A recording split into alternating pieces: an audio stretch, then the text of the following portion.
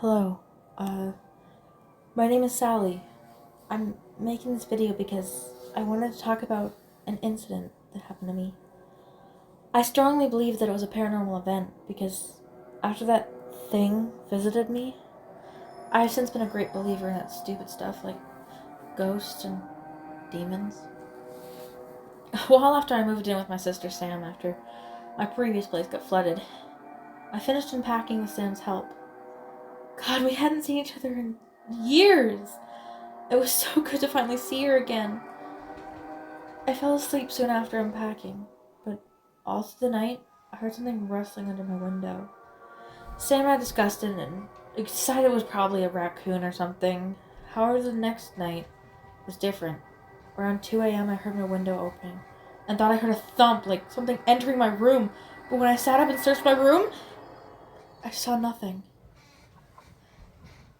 The next morning, I headed downstairs and Sam freaked out, dropping her coffee cup when she saw me.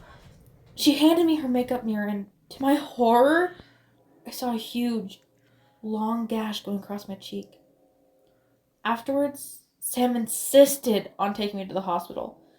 My doctor ran some tests and told me I must have scratched my cheek on my nightstand or something. But then he told me to lift my shirt.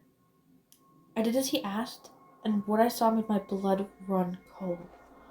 There's a huge, stitched up incision in my side where my kidneys are located. One of my kidneys were gone. I I went home, but that night was the night I will never forget. The night, that night, I woke up and he, or it, was staring at me from the other end of my room. It was in all black with a black hood.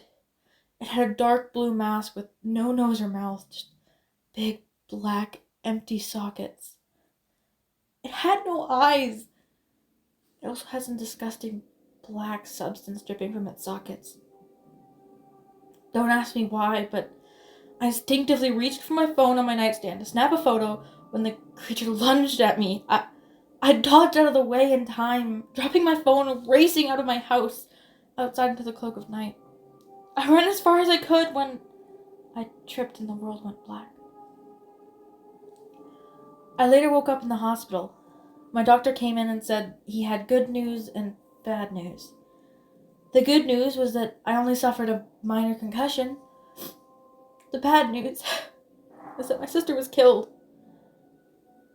They said it must have been an animal that got in, somehow.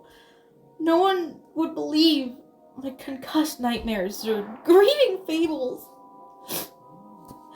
My parents later picked me up and took me to the house to collect my things. The police wouldn't let me go into the hallway where my sister was murdered. They said it was too gruesome for me to see. I entered my room hesitantly, but as I went in, nothing seemed out of the ordinary. I grabbed my phone, but paused before leaving. I noticed something small, wrapped in tissue in the corner of my room. The same corner that thing was in. It must have fallen out of its pocket as it lunged at me. I picked it up and unwrapped it. To my disgust, in my hand I held my stolen, half-eaten kidney, covered in that thing's black gunk.